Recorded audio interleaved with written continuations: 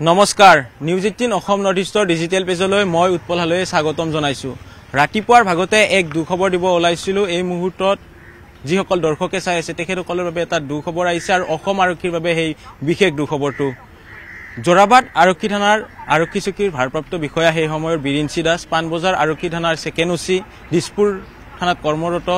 দদৰা আৰক্ষী চকীৰ ভাৰপ্ৰাপ্ত বিষয়া, শেহতীয়াভাৱে ঘগ্ৰাপাৰ আৰক্ষী থানাৰ ভাৰপ্ৰাপ্ত বিষয়া বিৰিঞ্চি কুমাৰ দাসৰ নিশা এক শোকাবহ পথ দুৰ্ঘটনাত মৃত্যুমুখত পৰে। আৰু এয়া সতীৰ্থ দৃশ্য দেখুৱাব। মোৰ পিছফালে যিখন বাহন আছে এইখন হৈছে প্লিজাৰ বাহন। প্ৰায় নিশা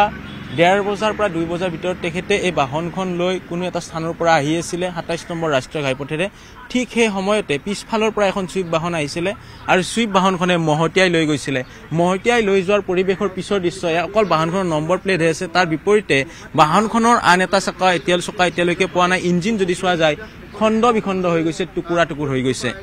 যদি আমি বিৰিঞ্চি দাসৰ কথা উল্লেখ কৰোঁ যে অসম আৰক্ষীৰ বাবে সেই দুখবৰটো আহিছিলে ৰাতিপুৱাৰ ভাগতে। পূৰ্বৰ 37 নম্বৰ ৰাষ্ট্ৰীয় ঘাইপথ কিলাৰ হাইৱে হিচাপে বিবেচিত হৈছিল আৰু এতিয়া 27 নম্বৰ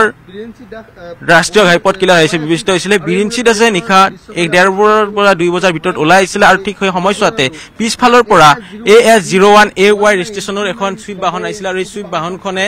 আহি মহতিয়াই লৈ গৈছিলে, তীব্ৰ বেগত তেওঁক খুন্দিয়াই লৈ গৈছিলে। আৰু তাৰে পিছতে এই গোটেই ঘটনা পৰলৈকে আহিছিলে যে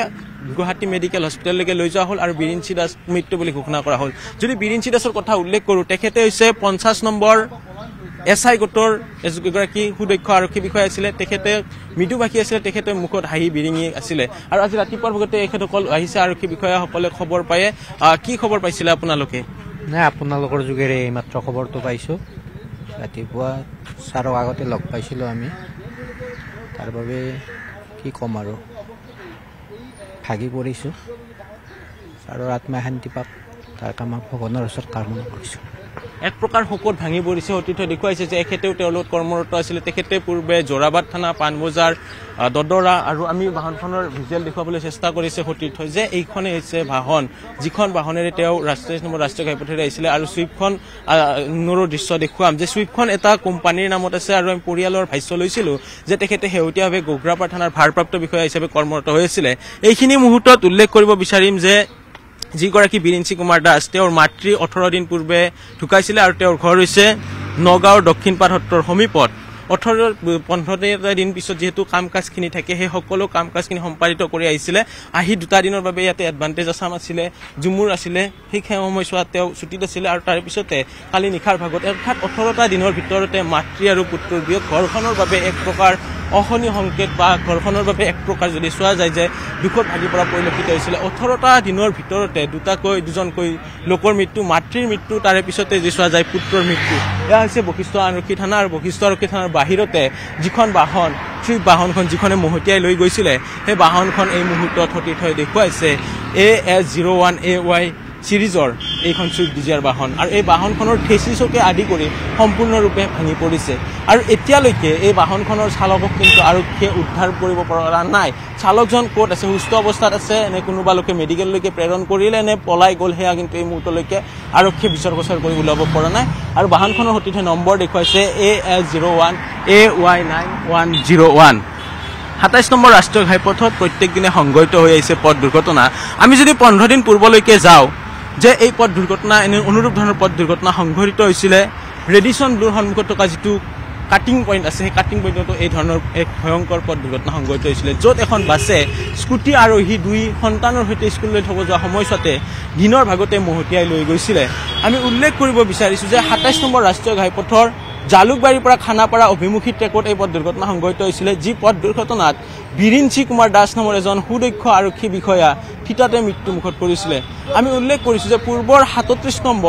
37 নম্বৰ কিলাৰ হাইৱে এতিয়া 27 নম্বৰ কিলাৰ হাইৱে হিচাপে চিহ্নিত হৈছে। আৰু 27 নম্বৰ কিলাৰ হাইৱেত প্ৰত্যেক দিনাই সংঘটিত হৈ গৈছে এটাৰ পিছত আন এটাকৈ ভয়ংকৰ পথ দুৰ্ঘটনা। কালিৰ যদি ঘটনাটোৰ কথা পুনৰ বিৱৰণ দিওঁ, তেতিয়াহ'লে জালুকবাৰীৰ পৰা খানাপাৰা অভিমুখী পথছোৱাতে বিৰিঞ্চি কুমাৰ দাসো আহি আছিলে আৰু পিছে পিছে এইখন তীব্ৰবেগী চুইফট বাহন আহি আছিলে। তেওঁ যেতিয়া গেম ভিলেজৰ আগেৰে বা আমি ভাৰতীয় জনতা পাৰ্টীৰ কাৰ্যালয়ৰ সন্মুখত যিটো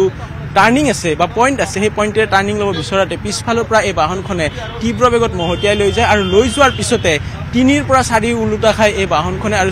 যিখন স্কুটি আছিলে স্কুটিখনো মহতিয়াই লৈ যায় বিৰিঞ্চি দাসক মহতিয়াই লৈ যায় তাৰ পিছতে আৰক্ষীলৈকে খবৰ আহিলে বশিষ্ঠ যান বাহন আৰক্ষী নিশাই গৈ উপস্থিত হৈ এই বাহনখন দেখিলে কিন্তু বাহনৰ চালকগৰাকীক নেদেখিলে তাৰ বিপৰীতে বিৰিঞ্চি কুমাৰ দাসৰ মৃতদেহ উদ্ধাৰ কৰি গুৱাহাটী মেডিকেল কলেজ হস্পিটেললৈকে মৰণোত্তৰ পৰীক্ষাৰ বাবে প্ৰেৰণ কৰিছে বিৰিঞ্চি কুমাৰ দাস 50 নম্বৰ গোটৰ এগৰাকী এছআই আছিলে সুদক্ষ এছআই আছিলে তেখেতে 27 নম্বৰ ৰাষ্ট্ৰীয় ঘাইপথৰ কাষতে থকা জোৰাবাদ আৰক্ষী থানা দদৰা আৰক্ষী চকী পাণবজাৰ আৰক্ষী থানা BIO তেখেতে কৰ্ম সম্পাদিত কৰিছিলে 50 নম্বৰ গোটৰ এছআই আছিলে আৰু 50 নম্বৰ গোটৰ যেতিয়া এছআইৰ পৰা তেখেতে প্ৰমোচন পায় ইন্সপেক্টৰ হৈছিলে সেই সময়ছোৱাত তেখেতৰ সতীৰ্থসকলে এই মুহূৰ্তলৈকে মুখে প্ৰায় 8 পৰা 9 জন ইন্সপেক্টৰে ফোন কৰিছে যে তেখেতসকলে এই খবৰ পাই মৰ্মাহত হৈছে দুখৰ ভাগি পৰিছে আৰু তেখেতসকলে খবৰ ল'বৰ বাবে ইতিমধ্যে গুৱাহাটী মেডিকেল কলেজ হস্পিটেললৈকে আহিছে সতীৰ্থই পুনৰ এই বাহনখন দেখুৱাব এই বাহনখনৰ কিন্তু আমি যি এপছত চাইছিলোঁ এপছত চোৱা অনুযায়ী কোনো এটা মেছাৰ্ছ ইণ্ডাষ্ট্ৰী নামৰে বাহনখন ৰেজিষ্ট্ৰেশ্যন হৈ আছে এই বাহনখনৰ পলিউশ্যন ফেইল হৈ আছে তাৰ পিছতো ৰাজপথত চলি আছিলে আৰু এই মুহূৰ্তত উল্লেখ কৰিব বিচাৰিছোঁ যে আমি পূৰ্বেও বাতৰি কৰিছিলোঁ যে 27 নম্বৰ ৰাষ্ট্ৰীয় ঘাইপথত এটা সপ্তাহতে কেইবাটাকৈ পথ দুৰ্ঘটনা সংঘটিত হয় কেতিয়াবা এটা সপ্তাহত সৰ্বাধিক 9জনকৈ লোকৰ মৃত্যুমুখত পৰাৰো কিন্তু এক তথ্য আছে জালুকবাৰীৰ পৰা খানাপাৰালৈকে এক প্ৰকাৰ প্ৰত্যেক দিনে কিলাৰ হাইৱেত পথ দুৰ্ঘটনা হৈ য'ত প্ৰাণ হেৰুৱাই বহু লোকে আৰু এইবাৰ তেনেধৰণৰ টাৰ্গেটে হৈ পৰিল এগৰাকী ভাৰপ্ৰাপ্ত আৰক্ষী বিষয়া ঘৰগ্ৰাপাৰ আৰক্ষী থানাৰ ভাৰপ্ৰাপ্ত বিষয়া আছিল তেখেতে আৰু এইখিনি মুহূৰ্তত তেখেতৰ পৰিয়ালৰ বাবে আন এক দুখবৰৰ কথাও এই মুহূৰ্তত নিউজ 18 অসম নৰ্থ দৰ্শকসকলক জনাব বিচাৰিছোঁ যে তেখেতৰ মাতৃ 18 দিন পূৰ্বে ঢুকাইছিলে নগাঁৱৰ দক্ষিণপাৰ সত্ৰৰ সমীপত তেখেতৰ বাসগৃহ আছিলে আৰু মাতৃৰ কাম কাজ সম্পাদিত কৰি যি ধৰণৰ মৃতৰ কাম কাজ থাকে শ্ৰাদ্ধ থাকে দহা থাকে তিলনি থাকে এইসমূহ কাম কাজ সম্পাদিত কৰি পুনৰ তেওঁ কৰ্মসংস্থাপনত জইন দিয়াৰ বাবে গুৱাহাটীলৈকে আহিছিলে তেওঁ গেম ভিলেজত থাকে গেম ভিলেজৰ হয়তো নিশা কালি শিৱৰাত্ৰি আছিলে হয়তো ওলাই গৈছিলে ওলাই যোৱাৰ পিছত যেতিয়া নিশা ঘৰ পাব বিচাৰিছিলে তেনে সময়তে এনেধৰণৰ ভয়ংকৰ পথ দুৰ্ঘটনাত পৰি মৃত্যুমুখত পৰিছে আৰু এই মুহূৰ্তত আমি উল্লেখ কৰিছোঁ যে গুৱাহাটী মহানগৰীৰ মাজেৰে যোৱা জালুকবাৰীৰ পৰা খানাপাৰা অভিমুখে 27 নম্বৰ ৰাষ্ট্ৰীয় ঘাইপথত প্ৰায় এনেধৰণৰ পথ দুৰ্ঘটনা সংঘটিত হৈ আহে আৰু এই টাৰ্ণিংটোৰ কথা যি উল্লেখ কৰোঁ যে গগৈ হোটেল ব্ৰহ্মপুত্ৰ কাটা বা ভাৰতীয় জনতা পাৰ্টীৰ কাৰ্যালয়ৰ মুখ্য সমীপতে আছে এই টাৰ্ণিংটো পূৰ্বেও কিন্তু বহু লোকে বন্ধ কৰাৰ বাবে এক প্ৰকাৰ অভিযোগ দিছিলে যে বন্ধ কৰিব লাগে এই টাৰ্ণিংটোত বহু পথ দুৰ্ঘটনা হৈ আহে ঠিক অনুৰূপ ধৰণে এনেকুৱা ধৰণৰ টাৰ্ণিং দুটা পোৱা যায় বিশেষকৈ 27 নম্বৰ ৰাষ্ট্ৰীয় ঘাইপথত এটা আছে ৰেডিচন ব্লুৰ সন্মুখত যিটোতো প্ৰায় পথ দুৰ্ঘটনা হৈ থাকে আৰু ৰেডিচন ব্লুৰ এই পথ দুৰ্ঘটনা হোৱা স্থানৰ সেই টাৰ্ণিংটো বন্ধ কৰিব কৈছে নহ'লে তাত দিনে নিশাই আৰক্ষী প্ৰশাসনৰ লোক কৰ্মত সম্পাদিত কৰিব লাগে বুলি এক প্ৰকাৰ একাংশই উল্লেখ কৰিছে আমি পূৰ্বৰে পৰা উল্লেখ কৰিছিলোঁ যে বহু লোকে তাত প্ৰতিবাদ কৰিছিলে যে এই দুটা পইণ্ট হয়তো বন্ধ কৰি দিব লাগে দিনে নেখায় বা 24 ঘণ্টাই তাত আৰক্ষী প্ৰশাসনৰ লোক মোতায়েন কৰিব লাগে আৰক্ষী প্ৰশাসনৰ এতিয়া এগৰাকী ইন্সপেক্টৰৰ জীৱন যোৱাৰ পিছতহে পুনৰ বিবেচনা কৰিব নেকি বা সাধাৰণ জনতাৰ পূৰ্বেও এনেধৰণে বহুকেইজনৰ যুৱকৰে হওক বা মহিলাৰে হওক বা পুৰুষৰে হওক এক প্ৰকাৰ বয়োজ্যেষ্ঠ লোকৰ প্ৰাণ হেৰুৱাইছিল তাৰ পিছতো কিন্তু কোনো ধৰণৰ গুৰুত্ব প্ৰদান কৰা নাছিল কাণ সাৰ প্ৰদান কৰা নাছিল এতিয়া যিহেতু জিলা পৰিবহণ বিভাগ সততে তৎপৰ হৈ থাকে যে এখন বাছে মহতিয়াই লৈ গৈছিলে এগৰাকী পিতৃক 2 সন্তানৰ সন্মুখত পিতৃগৰাকী থিতাতে মৃত্যুমুখত পৰিছিলে তাৰ পিছতো কিন্তু জিলা পৰিবহণ বিভাগৰ অভিযান দেখিবলৈ পোৱা যোৱা নাই বাছসমূহক নাকি লগাব চেষ্টা কৰা নাই বা এনেসমূহ পইণ্টত তেখেতসকলে কৰ্তব্যৰ বাবে মানুহ নিয়োজিত কৰিব পৰা নাই সেয়া কিন্তু এই মুহূৰ্তত ডাঙৰ ব্যৰ্থ বুলি উল্লেখ কৰিব পাৰি বা অভিযোগ বুলি উল্লেখ কৰিব পাৰি পুনৰ ক'ব বিচাৰিছোঁ যে জিলা পৰিবহণ বিভাগ সদা তৎপৰ হৈ থকা দেখিবলৈ পোৱা যায় আৰক্ষী প্ৰশাসন সদা তৎপৰ হৈ থকা দেখিবলৈ পোৱা যায় তাৰ পিছতো এই দুটা পইণ্টত তেখেতসকলে কিয় মানুহ নিয়োগ নকৰে এয়া কিন্তু এই মুহূৰ্তত ডাঙৰ প্ৰশ্ন পূৰ্বে সাধাৰণ জনতা বহুকেইজন যুৱকেই হওক বা লোকেই হওক মৃত্যুমুখত পৰিছে তাৰ পিছতো কিন্তু এতিয়ালৈকে এগৰাকী আৰক্ষী ইন্সপেক্টৰ মৃত্যু হোৱাৰ পিছতে তেখেতসকলে এনেধৰণৰ কাম কাজসমূহ হাতত ল'ব নেকি বা দায়িত্ব ল'ব নেকি প্ৰতিটোৱে পুনৰ দৃশ্য দেখুৱাইছে এইখন চুইফ্ট বাহন আগৰ কেচিছ বাহন এই মুহূৰ্তত ভাঙি গৈছে আৰু যিখন স্কুটি আছিলে AS01B যে সিৰিজৰ সেই স্কুটিখনো দেখুৱাইছে যে স্কুটিৰ অৱস্থা চালে আপোনালোকে অনুমান কৰিব পাৰে যে কি এক ভয়ংকৰ পৰিৱেশ বা ভয়ংকৰ পৰিস্থিতি নিশা 1:30 পৰা 2 বজাৰ ভিতৰত এই খবৰ আহিছিলে আৰু এক দুখবৰ আছিলে অসম আৰক্ষীৰ বাবে গুৱাহাটী মহানগৰ আৰক্ষীৰ বাবে তেখেতৰ দুখবৰটো আহিছিলে আৰু উল্লেখ কৰিছোঁ যে বিৰিঞ্চি দাসৰ কথা বিৰিঞ্চি দাস শেহতীয়াভাৱে ঘগ্ৰাপাৰ আৰক্ষী থানাৰ ভাৰপ্ৰাপ্ত বিষয়া হিচাপে কৰ্মৰত হৈ আছিলে বিৰিঞ্চি দাস পূৰ্বে জোৰাবাদ আৰক্ষী চকীৰ দায়িত্বত আছিলে দদৰা আৰক্ষী চকীৰ দায়িত্বত আছিলে BIOৰ দায়িত্বত আছিলে পাণবজাৰ থানাত আছিলে দিছপুৰ থানাত আছিলে আৰু 50 নম্বৰ গোটৰ এগৰাকী আছিলে মৃদুভাষী যুৱক যিগৰাকীৰ মুখত সদায় মুখত হাঁহি বিৰিঙি আছিলে আৰু সেইগৰাকী লোকৰ মৃত্যুত এতিয়া এক প্ৰকাৰ অসম আৰক্ষীত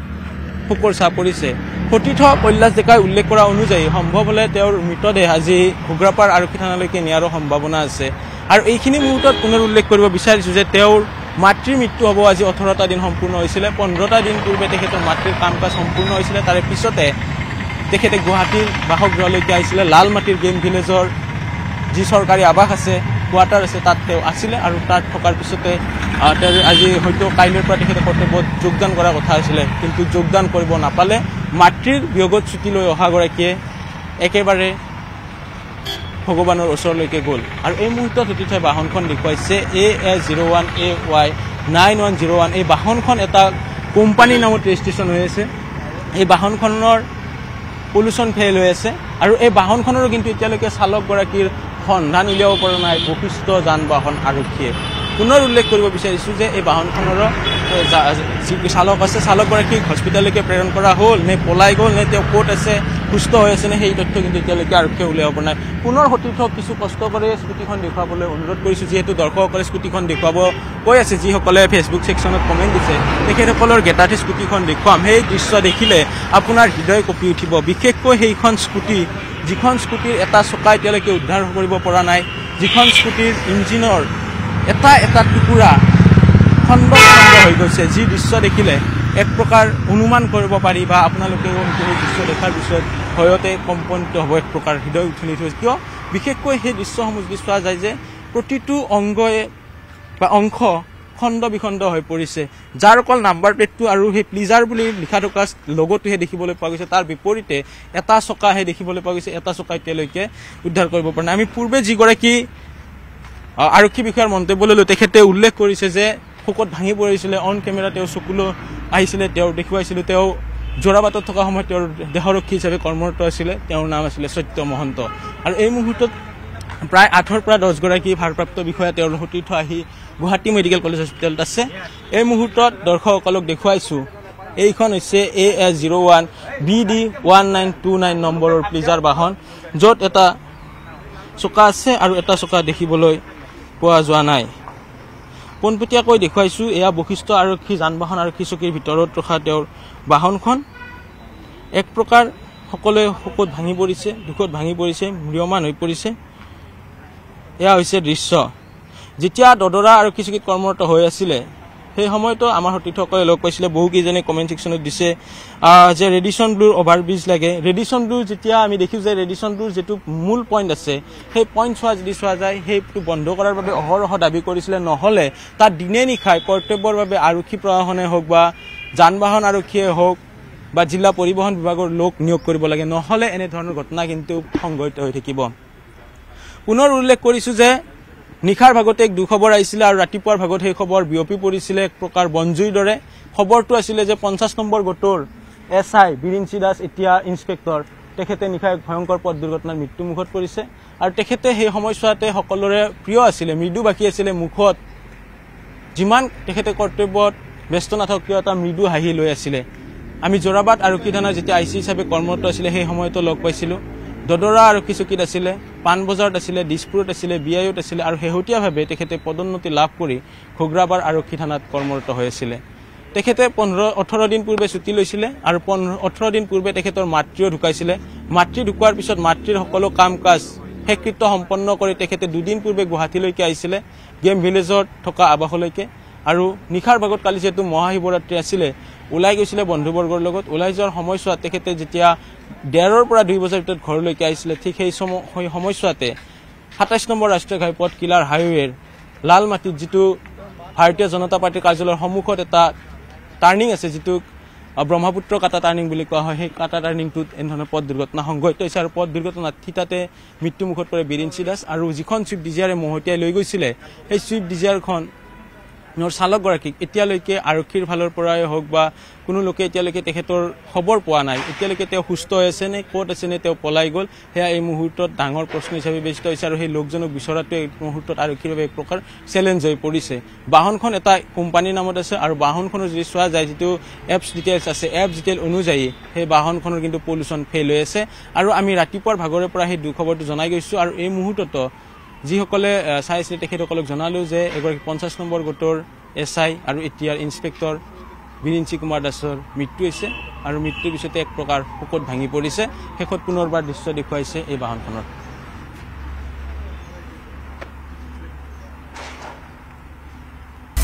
আপুনি বিচৰা বাতৰি পাব কেৱল নিউজ 18 এপত নিউজ 18 এপ ডাউনলোড কৰিবলৈ স্ক্যান কৰক এই QR কোড